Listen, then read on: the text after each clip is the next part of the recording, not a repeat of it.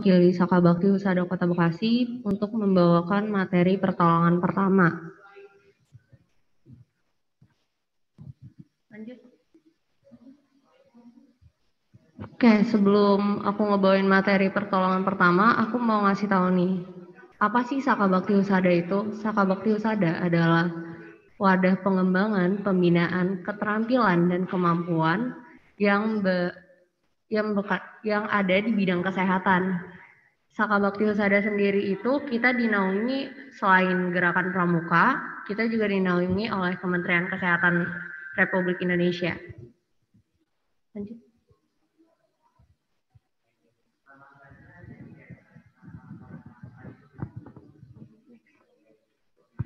Oke.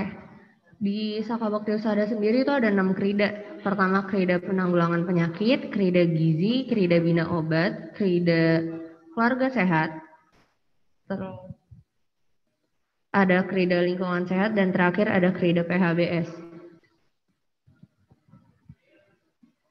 Nah, salah satu hal yang dibahas di 6 krida itu adalah pertolongan pertama.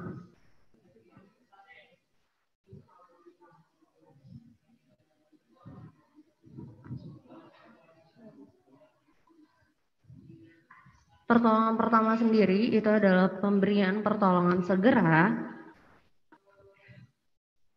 kepada penderita sakit atau cedera atau kecelakaan yang memerlukan penanganan medis dasar. Pertolongan pertama itu dilakukan oleh orang yang pertama kali datang di lokasi kejadian sebelum adanya petugas medis atau tenaga kesehatan.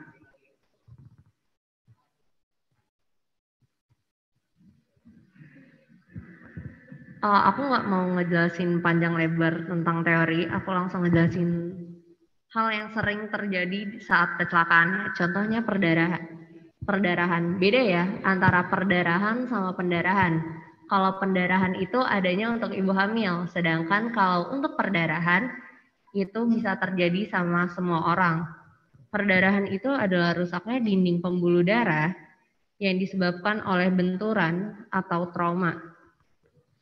Berdasarkan sumber, perdarahan itu kebagi 3. Pertama, perdarahan arteri, kedua perdarahan vena, yang ketiga ada perdarahan kapiler. Bedanya apa sih ketiga perdarahan ini? Yang pertama, untuk arteri, darah itu keluar dari pembuluh nadi dan menyembur. Jadi darah yang keluar itu banyak. Sesuai sama denyut nadinya. Warna darahnya itu biasanya merah terang. Dan warna merah terang itu karena si darahnya itu masih mengandung banyak banget oksigen. Sedangkan untuk perdarahan vena itu dia keluarnya dari pembuluh vena. Darah yang mengalir itu warnanya lebih gelap karena mengandung banyak karbon dioksida atau CO2. Sedangkan perdarahan kapiler itu biasanya keluar dengan cara merembes. Perdarahannya kecil, jadi hampir tidak memiliki tekanan. Warna darahnya itu bervariasi, mulai dari merah terang sampai merah gelap.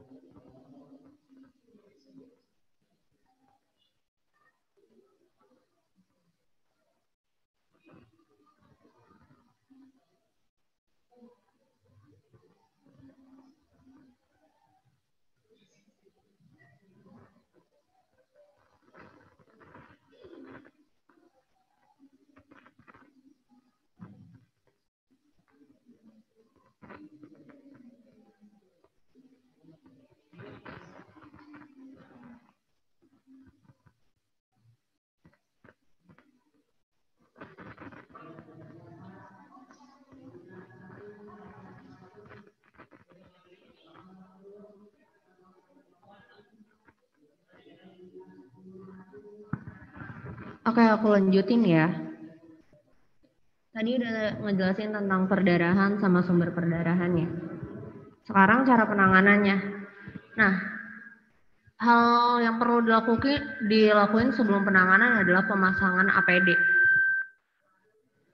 Kita pakai APD atau alat pelindung diri. Alat pelindung diri itu ada banyak banget macamnya. Mulai dari sarung tangan latex, masker penolong, masker resusitasi, helm pelindung, kacamata pelindung, baju pelindung, sampai sepatu pelindung.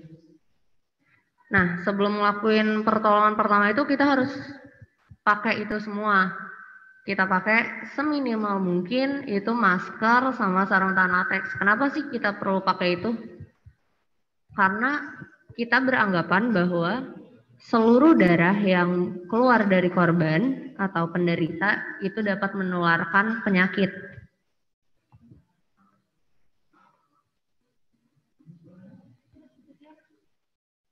Setelah menggunakan APD, kita baru bisa melakukan pertolongan pertama. Tapi ada prinsip yang dipakai saat melakukan pertolongan pertama, yaitu 3A, aman diri, aman korban, dan aman lingkungan. Sebelum 3A ini terpenuhi, kita nggak bisa nih langsung nolongin korban. Kita harus mengamankan diri kita dulu karena keamanan diri penolong itu adalah yang utama.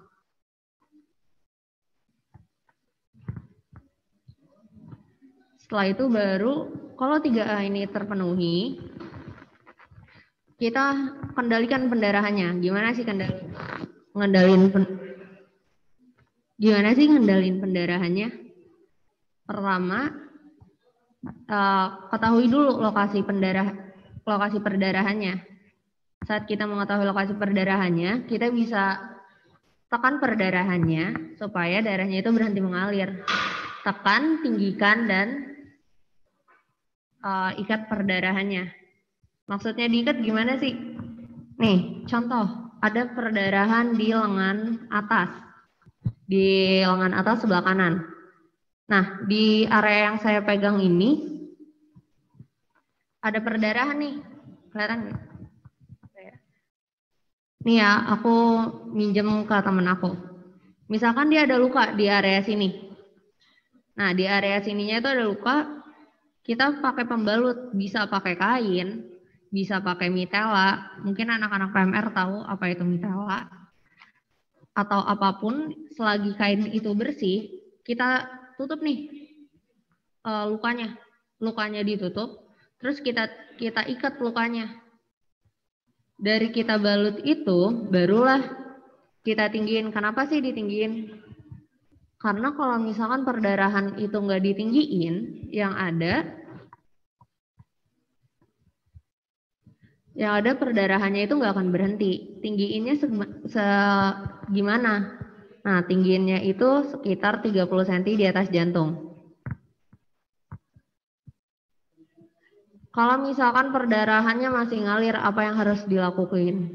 Tambah pembalutnya, bukan diganti pembalutnya. Oke?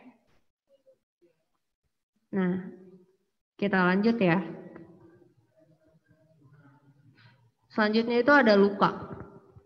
Luka itu kebagi banyak jenisnya. Mulai dari luka koyak atau avulsi, luka tusuk, luka robek, luka sayat, atau luka baret seperti itu ya.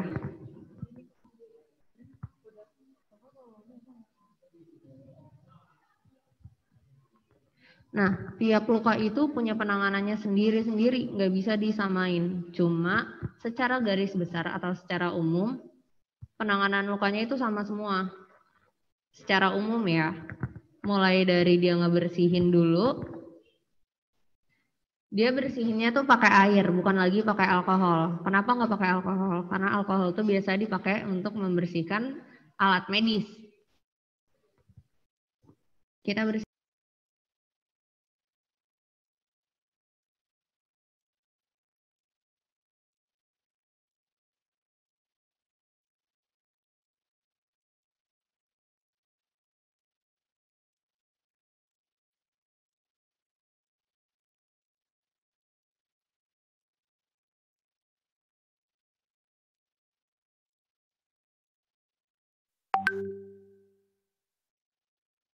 Kalau 3 menit itu kalau ternyata terluka, jadi kalau kemarin bukan di pelanggaran itu.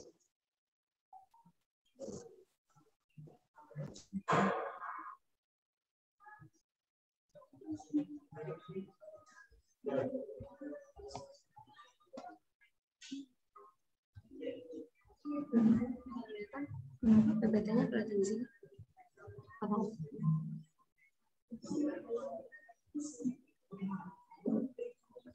Tapi gini, contoh ya, untuk beberapa kasus luka tusuk ataupun luka robek, itu dilihat lagi kedalaman, kelebaran, sama panjang lukanya.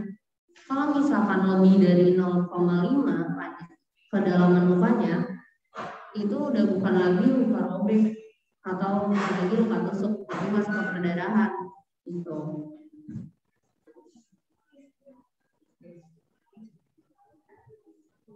Selanjutnya itu ada luka bakar. Luka bakar itu semua luka yang timbul akibat sengatan atau paparan suhu tinggi yang akhirnya mengakibatkan cedera. Ada banyak penyebab luka bakar, mulai dari panas yang di atas 60 derajat Celcius seperti api, uap panas, atau benda panas lainnya. Ada juga listrik, seperti listrik rumah tangga atau petir. Ada dari bahan kimia, misalnya soda api atau air api, dan terakhir adalah radiasi. Contohnya itu sinar UV atau bahan radioaktif.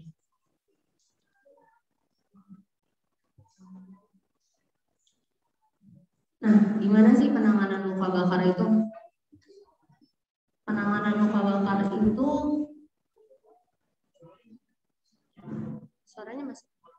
suaranya masuk kan? Penanganan luka bakar itu yang pasti jangan dikipasin. Contoh, kalian kena luka bakar di tubuh tangan, entah itu gara-gara kena setrika atau bahkan langsung terkena luka bakar itu dari api. Hal yang kalian lakuin adalah alirkan air di area yang luka. Kalau misalkan luka bakarnya itu masih tergolong derajat 1. Maksudnya derajat 1 itu apa sih? Derajat 1 itu permukaan kulit yang terbakarnya itu adalah permukaan kulit yang paling luar. Jadi dia masih permukaan kulit ringan. Jadi kayak cuma mirip melepuh, cuma belum sampai kayak mendung atau ada airnya. Nah itu kalian bisa alirin air sekitar 10-15 menit. Baru kalian tutup. Terus untuk luka bakar derajat 2 atau derajat 3 apa yang dilakukan? Apa harus dialirin air juga? Kalau bisa, ya. Cuma kalau tidak memungkinkan, bisa langsung kalian tutup. Cuma jangan dipaksa. Misalkan ada baju nih, dia nempel sama kulitnya, sama yang luka bakarnya. Nah jangan kalian paksa nih buat membuka si bajunya ini. Kalian biarin aja, kalian tutupin aja di situ. Terus kalian tutup dulu lukanya, tapi tutupnya nggak kencang ya, kalian tutup longgar doang nih. Terus langsung kalian bawa ke klinik atau puskes atau fasilitas kesehatan terdekat. Nah, buat luka bakar derajat 3 itu benar-benar luka bakar yang udah parah, karena itu bisa nyampe ke dalam tulang. Jadi udah kelihatan kayak tulangnya, atau udah biasanya kita luka terus itu bakal ada lapisan yang putih dan itu udah melepuh parah. Nah itu baru masuknya ke derajat 3. Dan ada istilah buat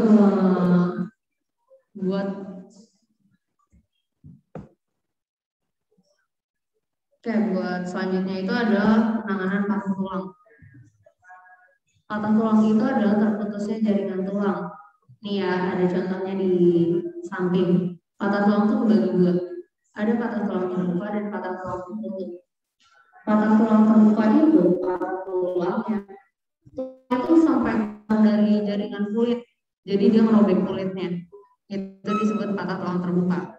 Sedangkan kalau patah tulang tertutup itu patahnya itu nggak sampai ke bagian luar. Jadi dia hanya patah di dalam dan hanya menimbulkan kayak bengkak ataupun lubang di area yang patah. Apa aja sih gejalanya? Pertama itu adalah perubahan bentuk. Yang kedua itu adalah nyeri dan kaku. Lalu ada suara berdering pada daerah yang patah, adanya memar atau pembengkakan. Terus ujung tulang terlihat dan ada gangguan peredaran darah. Nah, apa yang dilakukan saat ada patah tulang? Yang pasti jangan dipaksa tulangnya buat masuk. Contoh, dia patah tulang terbuka. Kan tadi tulangnya itu merobek ya kan, merobek kulitnya. Nah, jangan walaupun itu tulangnya keluar dari kulit, jangan kalian paksa tulangnya buat masuk ke dalam kulit lagi. Karena itu adalah kesalahan fatal. Yang kalian lakuin adalah lakukan pembidayaan. Pembidayaan itu gimana? Pembidayaan itu bisa kalian pakai kayu ataupun bisa pakai karton dan sebagainya. Jenis bidai itu banyak banget. Yang paling umum adalah bidai kayu atau spot. Fungsinya di bidai itu apa sih? Fungsinya di bidai itu supaya tulangnya tuh nggak gerak lagi. Jadi saat patah tulang kita nggak bisa nih ngegerakin area yang sakit ini. Area yang sakit ini usahakan tetap pada posisinya dengan dilakukanlah pembidayaan gitu. Dan pembidayaan tuh nggak sembarangan, cuma kalian harus latihan. Kalau kalian mau tahu, kalian bisa join ke pramuka ataupun ke PMR yang emang mempunyai ranah keilmuan di sana.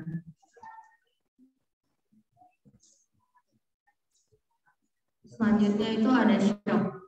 Shock adalah suatu kondisi di mana beberapa sel organ tubuh kita, terutama otak, jantung, dan paru-paru itu tidak cukup mendapatkan aliran darah yang mengandung oksigen dan nutrisi.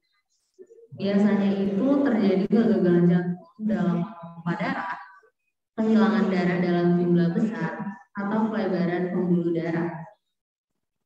Biasanya itu shock terjadi kalau misalnya kita kecelakaan, terus kita jatuh, atau mungkin kalian yang punya fobia tentang fobia darah atau fobia terhadap suatu hal, saat kalian melihat hal tersebut, kalian tuh akan mengalami shock gitu. Gejalanya apa aja? Mulai dari mual, muntah, haus, lemah, pusing atau vertigo, dan tidak nyaman atau merasa ketakutan.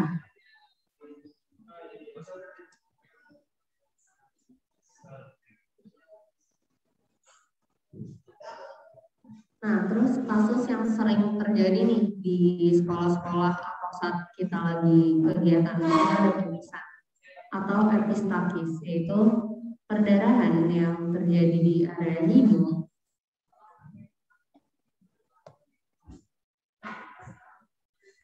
Nah, perdarahan ini walaupun kelihatan kayak sirup karena ada di area wajah, tapi itu enggak terlalu berbahaya kalau misalkan kita bisa nanganinya. Gimana sih cara nanganinya?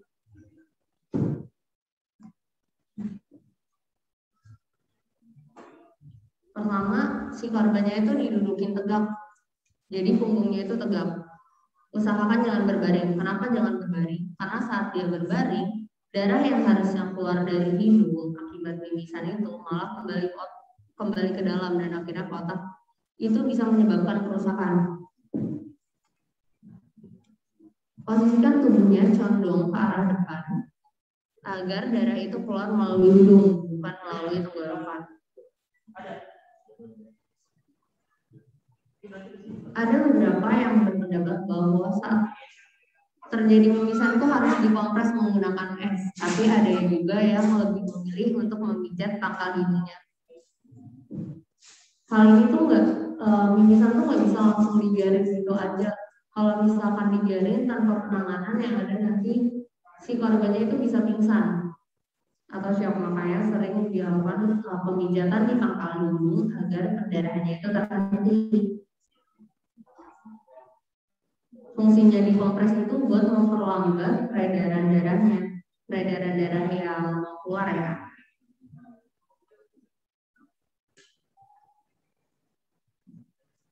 Kondisi yang paling umum itu penyebab pingsan adalah panas. Orang yang biasanya kepanasan, terus udara kering, itu bisa menyebabkan pingsan.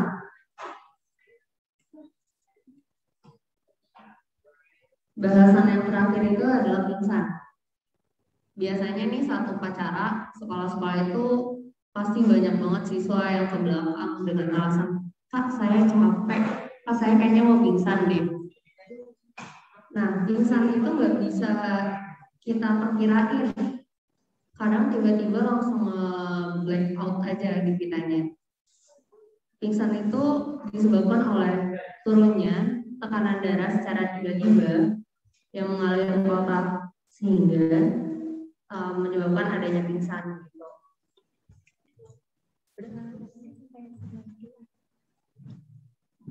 Nah, gejala pingsan tuh banyak. Biasanya mulai dari awalnya dari ngantuk, menguap, cemas, mual. Ada yang nadinya sama pernafasannya tuh tiba-tiba cepat, terus berkeringat dingin, linglung, terus tubuhnya linglung dan sebagainya. Yang biasanya itu tiba-tiba pandangan mereka kabur sampai nggak kelihatan sama sekali dan akhirnya mereka nggak sadar. Nah, kalau dari materi aku sih segini aja. Ada yang mau bertanya?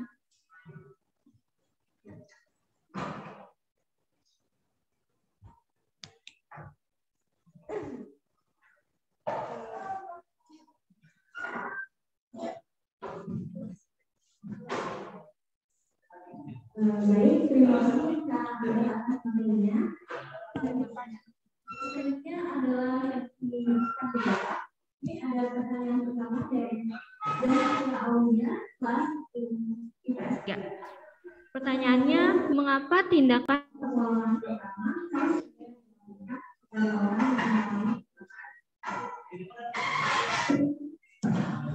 Oke, makasih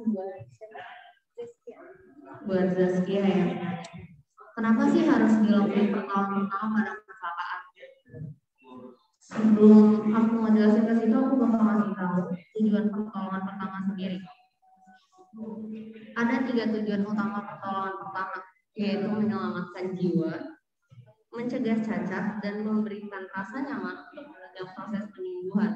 Saat ada orang kecelakaan, yang harus kita lakukan pertama apa? Kita lihat keadaan, terus kita benar-benar lakukan pertolongan kalau misalkan kita bisa. Kalau misalkan kita ragu, itu lebih baik gak usah. Lebih baik kita manggil atau menghubungi orang yang lebih ahli.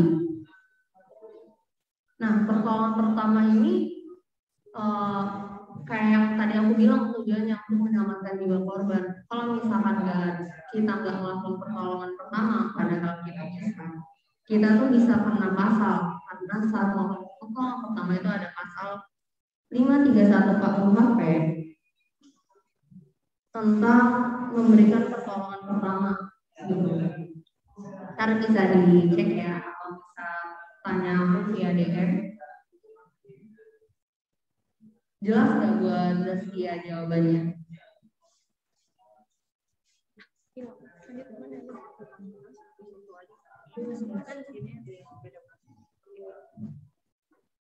Oke, selanjutnya aku mau menjawab pertanyaan dari Yudio Geraldine.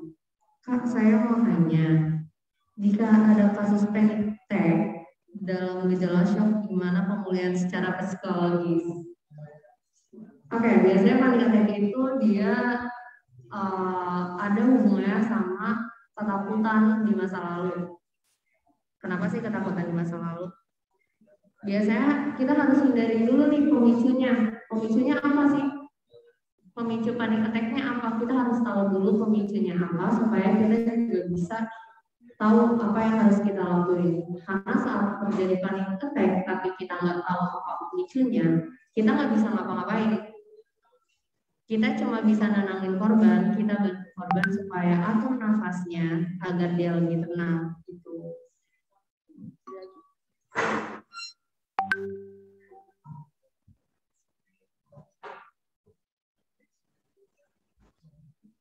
Oke, selanjutnya dari Ahmad Zain Arfi.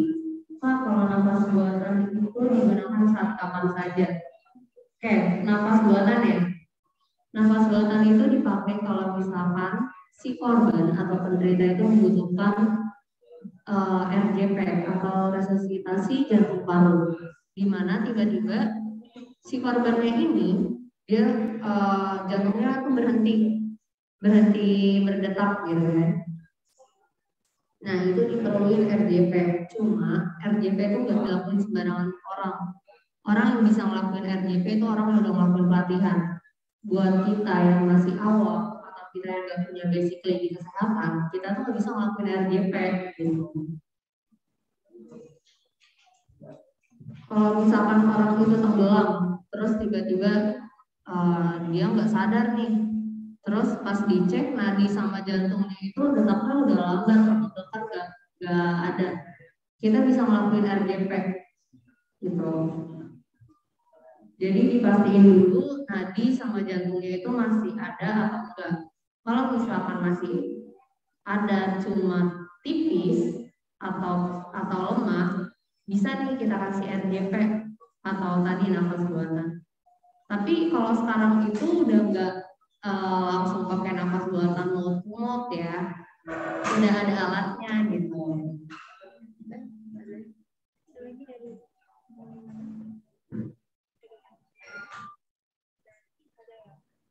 Oke, selanjutnya dari Ahmad Fazael, kelas 10 IPS.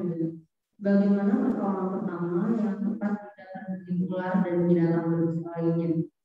Oke, yang dilakukan pertama saat ada binatang ya, saat tergigit. Yang pasti itu kalian nggak bisa, kalau kalian di film-film tuh bakal ngeliat, oh pertolongan pertama kalau digigit ular itu kita isep nih bisanya. Itu nggak boleh. Kenapa nggak boleh? Karena yang ada kalian bukan memperlambat pergerakan si bisa itu, kalian malah nyebabin diri kalian sendiri itu terluka gitu.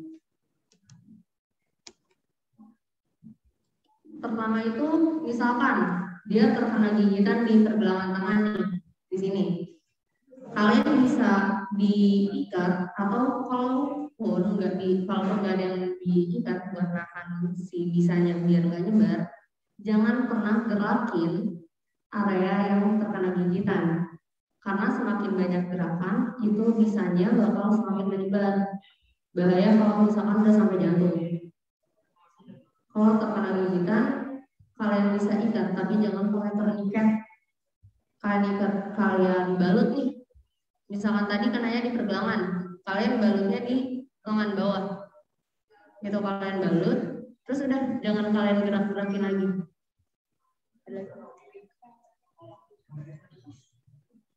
Oke. Pertanyaan terakhir dari Akbar Erlangga kelas 2 IPA 4. Siapa aja pelaku pertolongan pertama? Pelaku pertolongan pertama banyak. Dari mereka yang awam terlatih, tenaga medis atau penakes dan sebagainya. Bedanya apa? Yang penting pertolongan pertama itu dilakukan oleh para orang yang datang pertama di lokasi kejadian. Selain datang pertama di lokasi kejadian, dia orang yang mempunyai keahlian medis dasar. Nah, medis dasar itu dilatih, bukan cuma asal sekadar tahu. Karena kalau kita cuma sekadar tahu secara teori, kita nggak akan bisa melakukan pertolongan pertama. Gitu sih kalau yang dari aku. Terus aku juga mau nambahin nih buat yang pertanyaan apa ya terakhir. Penolong pertama itu punya kualifikasinya, mulai dari jujur, bertanggung jawab, profesional, mempunyai kematangan emosi, mampu bersosialisasi, kemampuannya nyata dan terukur sesuai sertifikasi, mempunyai kondisi fisik yang baik dan mempunyai rasa bangga. Kenapa sih harus ada itu? Kalau misalkan si penolong pertama ini ragu-ragu, yang ada tindakannya itu bakal berantakan. Terus penolong pertama itu benar-benar gak boleh panik sama sekali, karena ketika dia panik, yang ada tuh malah buyar nih pemikiran dia harus ngelakuin apa, yang harusnya dia lakuin malah dia nggak ngelakuin. Itu yang harus dicegah. Terus dia harus jujur sama bertanggung jawab, karena ketika kita melakukan pertolongan pertama pada orang lain, kita tuh harus bertanggung jawab terhadap semua tindakan yang kita lakukan, gitu. Kalau misalnya kita nggak bertanggung jawab, kita nggak sanggup untuk bertanggung jawab terhadap tindakan kita, ya lebih baik kalian gak usah jadi penolong, gitu. Lebih baik kalian minta orang lain yang lebih mampu dari kalian melakukan pertolongan pertama. Oke, kalau dari aku sekian, terima kasih. Baik, sekian dari acara kita hari ini. Terima kasih kepada adik yang sudah bertanya dan semoga puas dengan jawabannya. Selanjutnya ada materi 3 dari Kak Boni dari DKF. Pada Kak Boni dan silakan.